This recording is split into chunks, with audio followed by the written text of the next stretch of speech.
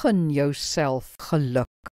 1 Petrus 3 verse 10 en 11 sê, daar staan geskrywe, as iemand die lewe liefhet en 'n lang lewe begeer om die goeie te geniet, moet hy sy tong weerhou van kwaad praat en sy lippe van leuns. Bly weg van die kwaad af en doen wat goed is. Soek vrede en jaag dit na.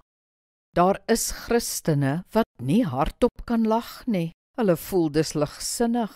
Hulle kan hulle nie gate uitgeniet nie, want hulle is bevrees dis dalk wêrelds. Dis asof genot vir sommige 'n sonde is. Tog het die Here ons gemaak om te geniet. Ons liggame is spesiaal gevorm om kos en drank, liefde en intimiteit, werk en speel en al die mooi dinge om ons te geniet.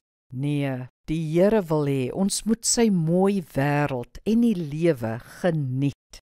Daar is baie sonde in die wêreld, maar genot as sulks is nie sonde nie.